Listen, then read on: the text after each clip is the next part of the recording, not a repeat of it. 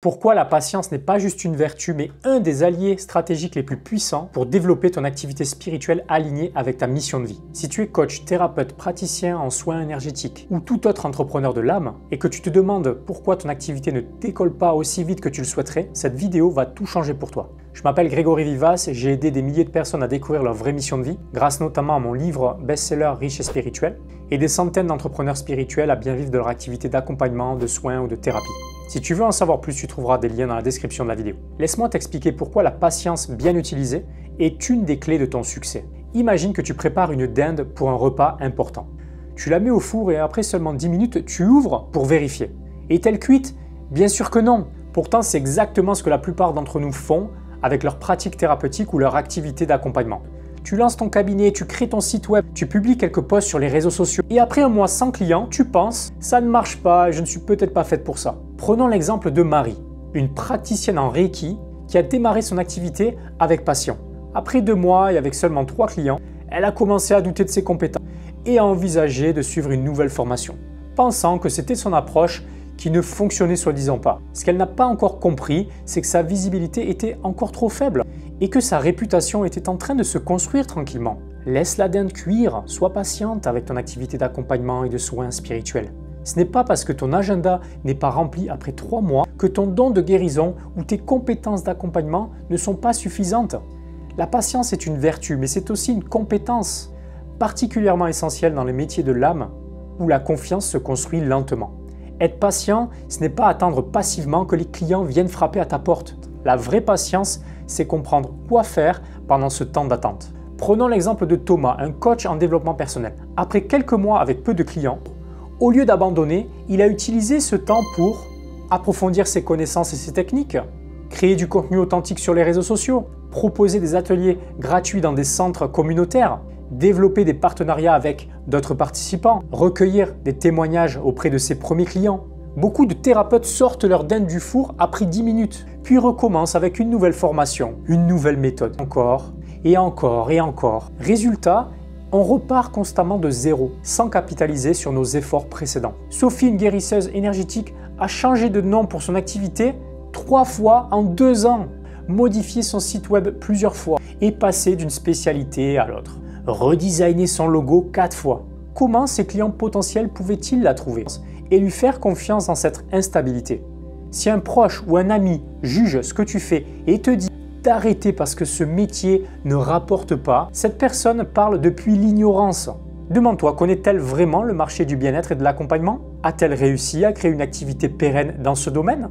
Ne sors pas ta pratique thérapeutique trop tôt du four.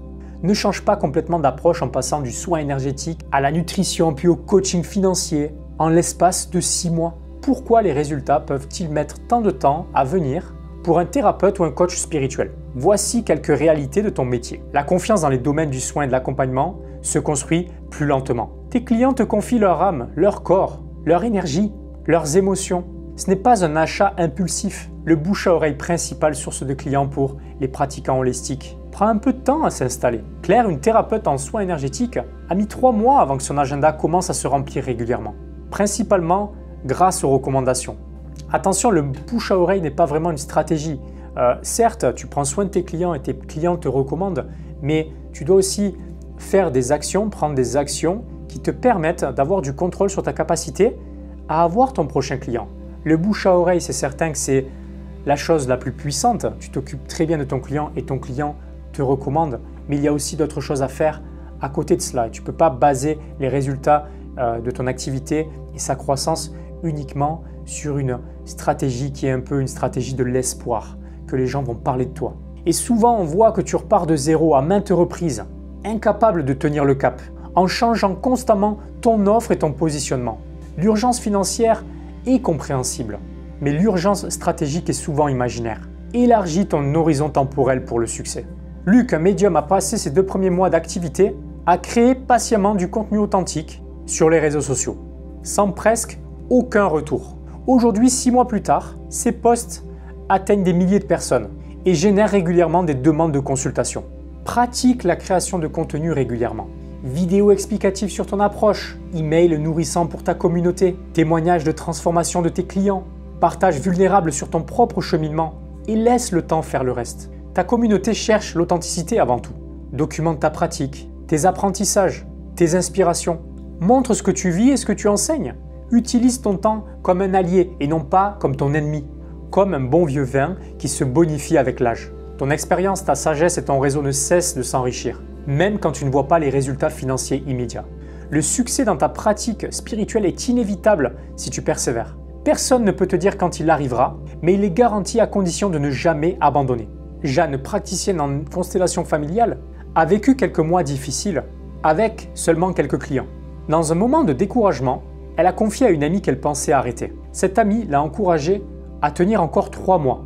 Aujourd'hui, 1 an plus tard, Jeanne gagne confortablement sa vie et a même une liste d'attente. L'important n'est pas d'avoir la parfaite stratégie marketing du premier coup, mais de clarifier ton message et ton offre au fur et à mesure.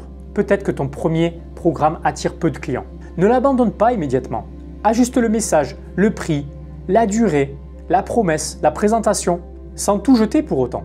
Rappelle-toi que les entrepreneurs spirituels qui réussissent aujourd'hui ont tous traversé une période d'incertitude. Ce coach renommé que tu connais qui remplit des salles de 300 personnes, il a donné des ateliers pour 3 participants pendant des mois. Cette thérapeute qui ne peut plus accepter de nouveaux clients, elle a douté pendant 2 ans de sa légitimité. Ce guérisseur qui facture maintenant plusieurs milliers d'euros de suivi et d'accompagnement, il a commencé par des échanges de services. À la fin, nous allons tous disparaître. Alors pourquoi te soucier de ce que pensent les autres? Si tu vis en fonction des opinions des personnes qui ne comprennent pas ta mission, qui te disent de trouver un vrai métier ou qui doutent de l'impact de ton travail énergétique, quelle perte! Combien de praticiens talentueux abandonnent leur mission d'âme? Parce que leur belle-mère ou leur ancien collègue leur dit que ce n'est pas un vrai métier ou que personne ne paiera pour ça. Alors que ces personnes n'ont jamais créé d'entreprise ou exploré leur propre spiritualité. Toi qui es thérapeute, coach, médium, guérisseur, magnétiseur, ton don est précieux. Ta mission est importante. Le monde a besoin de ta lumière. Vis la vie que tu souhaites vraiment pour toi-même. Celle où tu honores tes dons spirituels et où tu les partages sans peur. Sinon, quel gâchis dans cette incarnation. Et rappelle-toi, ta première vidéo peut n'avoir que 12 vues, mais la 20e en aura peut-être 1200. Ton premier atelier peut attirer seulement 2 personnes, mais le 10e en attirera peut-être 50. Ta première offre peut ne générer aucune vente, mais la 3e version peut toucher des dizaines de personnes. Tes premiers mois peuvent être difficiles financièrement, mais cela peut te permettre de vivre pleinement de ton don. Sois patient, persévère et accepte que les activités basées sur la confiance et la transformation profonde prennent simplement un peu de temps à s'établir. La prochaine fois que tu auras envie d'abandonner ta pratique parce que ça ne marche pas assez vite, souviens-toi de la dinde, laisse-la cuire. Continue à créer du contenu authentique, à te former, à te connecter avec d'autres praticiens, à servir tes premiers clients avec excellence. Et les résultats viendront. Tu as été appelé sur ce chemin pour une raison. Honore cet appel. Merci d'avoir regardé cette vidéo. Si elle t'a plu et résonne avec ton parcours d'entrepreneur spirituel, n'hésite pas à t'abonner, à la partager à d'autres thérapeutes ou coachs qui pourraient en avoir besoin. J'aimerais d'ailleurs connaître ton expérience. Depuis combien de temps exerces-tu ton activité thérapeutique ou spirituelle? Où en es-tu dans ton parcours d'entrepreneur spirituel? Partage dans les commentaires ta plus grande leçon sur la patience ou la persévérance dans le développement de ton activité et de ta pratique spirituelle. Et si tu es prêt à laisser ta dinde cuire et à construire une activité alignée avec ta mission d'âme, des liens t'attendent dans la description de la vidéo. À bientôt et n'oublie pas, ton don mérite d'être partagé et valorisé.